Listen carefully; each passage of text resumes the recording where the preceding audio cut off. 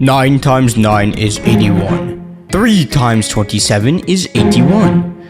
3 to the 4th power is 81, and 81 is the number of romance anime that have come out this year. That is over 20,000 minutes of romance anime content. That is over 5 times as long as the entire Infinity Saga. That is more minutes than all of Naruto. Somehow, in just 365 days, they have toppled it all.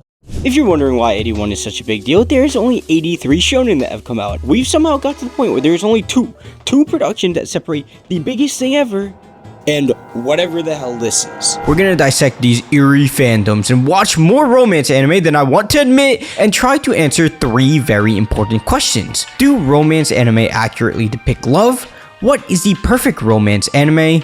And can romance anime actually get you a girlfriend? And then maybe we can put together this puzzle of what romance anime are.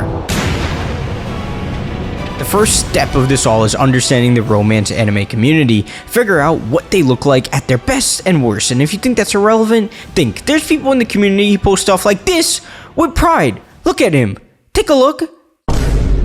I needed to go to a place where I can better understand these people. I need to go to an archaic land, a dark land, a land where people go to ask anything.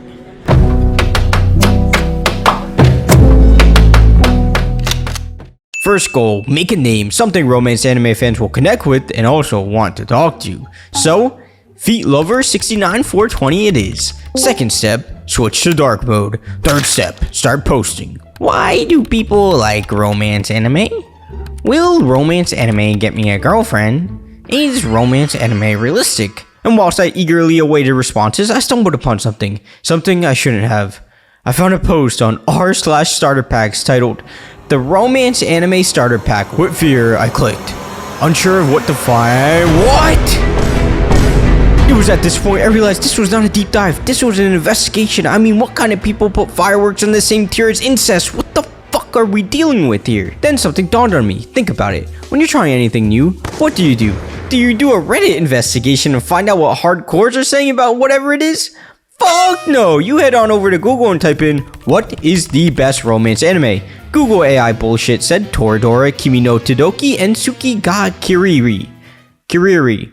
Now call me a fucking casual, but as an anime creator who has covered this degenerate hole of a genre before, is it a bad thing I've only heard of about one of these? Well, it seemed like it was time to do some reconnaissance, because maybe I am a novice, and I need some idea as to why there's 81 of these. I can confirm Google AI is complete bullshit, but what I can also confirm is that one of these is actually kind of good, and there's some meat on this bone of this whole romance anime thing. Kimi no Todoki, cool art style, but it's just a shy girl falling for a cool guy. But this is good romance. This isn't the stuff you clicked on this video for. There's anime out there making people post stuff like this. This has 716 likes. Ain't no shy girl doing shit like that. Tsuki ga Kiriri was also disappointing because it was so normal. Look, I wasn't expecting it to be like the anime that caused someone to call someone else a succubus, getting 60 plus likes on that, by the way. We are so cooked as a generation. But it just seemed very normal, and like it was probably a good romance anime, I'm not gonna lie. Damn, son, where'd you find now, this? Toradora, man, this shit shouldn't even be considered a romance anime. This shit has hands. It follows Taksu, who's perceived as a delinquent, who got a mom who's an escort, and they show her off with angles. A lot of angles. And, she hits on her son too, so that checklist is scarily accurate. But when he gets to school and he's walking in the hallways, he bumps into this girl, and if you're thinking, typical love at first sight scene, no, she socks him in the face, walks away, and proceeds to clean the classroom by throwing the desk around, breaks into his house, and then tries to kill him with a stick. Now this is showing signs of something that can prove why there's 81 of these, but I still don't think we're quite there yet, and I don't think punching my lover in the face is how I'm gonna get a girlfriend. But maybe if I had a girlfriend, she can punch me, you know what I'm saying? Alright, it's time to see what brilliant comments I got. Is romance anime generally this realistic, my dress-up darling? In my experience, rarely. But maybe I haven't looked enough. Yeah, you lazy bum. Maybe you just haven't found... You never watched, like, I don't know, Rent a Girlfriend before? Will romance anime teach me how to get a girlfriend? Let's see this. No, if anything, it will have the opposite effect. Try actually talking to real life women. That should be step 1. God fucking... That's so fucked up. That's so real. Bro, just treat other. How do you? He said, bro, just treat others how you want to be treated. How do you know I'm not? How do you know I'm not? You're making some wild assumptions on me, Mr. Heaven's Royalty. How do you know I just wasn't looking for some advice? Yes, especially a series like Rent a Girlfriend. Finally, someone giving me something that I need. No, but here's a tip. Be bold. I think that might work for other people. I think most people would tell me to not be myself. No. Fuck no. ... I'm not gonna say anything. ... This shit is so ass. Come on, man. I don't think it will teach you how to get a girlfriend, but it will help you recover from a bad breakup. That's like people using ChatGPT as a therapist. I mean, I guess if it's an escape, who really cares? But like, dude. About that. No, touch grass, talk to real woman. But don't focus on getting a girlfriend. Befriend every woman you see. I don't know your age, but if you're young, you got time to take this girlfriend thing seriously. Just vibe with life and people. These people are like the Aristotles and Socrates of romance anime. You poor soul, period.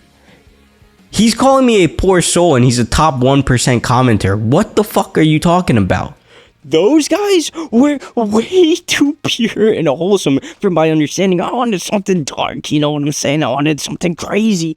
Soon I will have different types of soldiers, like ones holding RPGs. Hello everyone, I want to showcase 400 cutouts pretty much. In my recent update, I have covered this entire floor with Sayaka Maizno. It's all on the walls, and then in the back we have a big banner. Yeah, this is roughly 400 cutouts, so I only need about 100 more. Toby, man. Toby, what are you doing? You're so talented. Why? Also, how does bro have such a big house? Like, bro, you could have built a fucking Dairy Queen or something in there, and instead you make a home for your waifus? Oh, okay. That actually sounds kind of wholesome when you think about it. Okay, just put yourself in the shoes of a burglar breaking into this house in the middle of the night and being greeted by 400 motionless, lifeless cutouts staring back at you with blank expressions. This dude is taking bullets. Alright, if I'm being honest, I was just being a bit of a dickhead. This guy, he makes some pretty good stuff. Like, this stuff probably takes a fuck ton of effort, way more than anything I'm doing here. And he clearly has some skills and talent, so go check him out. You do you, bro. If you like it, you like it. And fuck the haters type shit, you know what I'm saying? Something is clear now, because now we know nothing is clear. I still feel we don't have a reason for why the obsession is so big to lead to 81 of these being made. The fact that romance anime fans are strange is a given, but there must be something fundamental to romance anime that make them so rabid, so aggressive. It's the tropes. If you have a job and you don't know what a trope is a word, phrase, or narration device used in a non-literal way to convey meaning or a... You know what? You know what's a lot easier? Oh my god, I'm about to act this out. Oh no, step bro, I'm stuck. Oh my god. Okay, I actually did that. So could you leave a like and subscribe, and yeah, I guess if this gets 100,000 likes, I'll do a deep dive on yaoi next. I don't know, man. Please help me. Some basic tropes of romance anime are beach episode, teacher with big bazookas, quiet girl with cool guy, nerd guy with popular girl, incest, love triangle, fan service, no parents. This stuff goes so deep that this one guy said his favorite trope is when the male love interest loses their memory for whatever reason, and then the female love interest saw it as a chance to get together with them. Point being, people do not play about their tropes, but that isn't the sole reason these fandoms act this way and are so profitable. The main reason is the war of best girl. Hey boys, my Ray plushie finally came in. That's great, Joe. Now you can throw that shit in the fucking garbage. What did you say, bitch? But Asuka is clearly best girl. Most romance anime have multiple characters fighting for love, with it sometimes being the female love interest best friend or her arch nemesis trying to win over the boy. In Hunger Games, think Peeta and Gale fighting over Katniss, or Han and Luke fighting over Leia. And in another genre of romance called harem, you have a lot of characters fighting for the love of one. And as the great Gigak once said, harem anime are sports anime in disguise. Let me say that again. Harem anime are sports anime in disguise. And that is 10,000% true. People back their girl like they bet money on it, watching hundreds of thousands of hours of slop, just hoping that their girl wins, only to face disappointment when the main girl wins every time. Yes, you heard that right. They get mad when the main girl wins. But there's one final cherry on top that brings the connection to these wars, that brings the relationship to the battle, that causes companies to know when they're about to make a shit ton of money. And that is the dere type. What is a dere, you ask? It's like a grouping of tropes described to the personality of a character. For example, the tsundere, loud on the outside, soft on the inside, but still not scared to throw a punch when needed. The kudere, quiet on the outside, but loving despite everyone thinking they're cold. The yandere, they're absolutely batshit insane manipulative types that have many fans acting out of pocket. Like, nah man, yandere fans be saying the most outlandish shit about like feet and piss and Whoa. Is it a problem? But there's like dozens of dere types. People do not know how to control themselves when it comes to these best girl wars. And look at how people are using their skill set. This guy did all of this to find out what the best girl was? Okay, that's actually funny as fucking creative as hell. Somebody made a whole Google form and point system to figure out who the best girl of that year was, which is a pretty effective method of organization. Maybe you could use those skills to, get a job. But I'm sure you can see people are not normally as wholesome. Like some of the shipping wars get to the point where if you make fan art of an unpopular ship, you're gonna somehow end up on grifter Twitter. Like somehow we get from best girl debate to racism.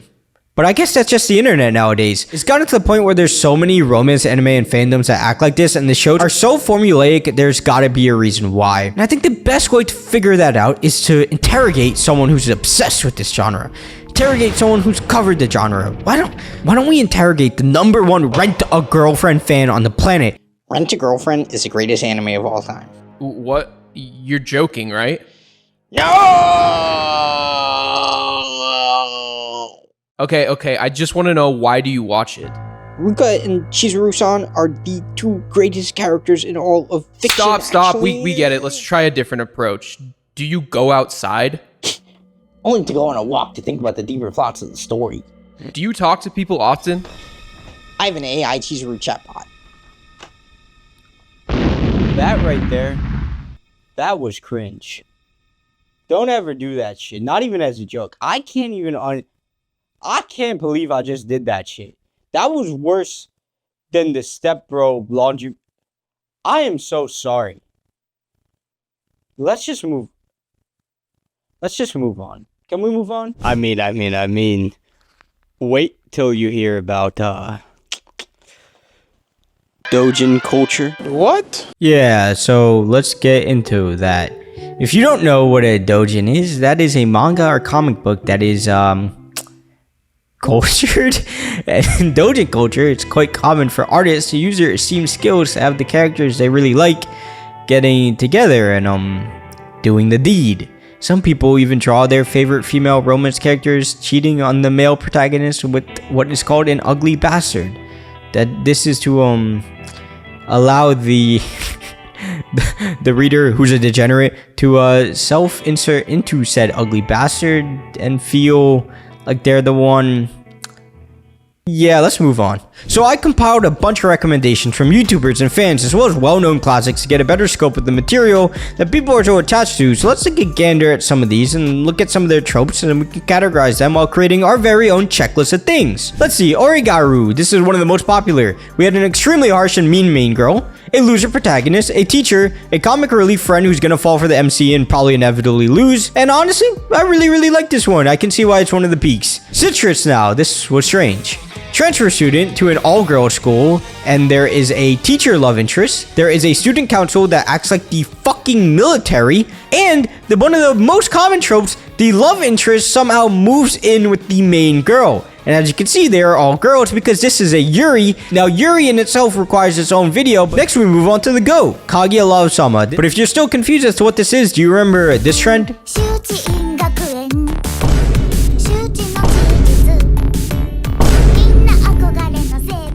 Yeah, this comes from this. We have a mascot best friend character, we have super sick animation, and we have a character writing that actually has thought. Now, according to Google AI bullshit, Kaguya is technically not a yandere despite having yandere-like traits, which makes absolutely no fucking sense.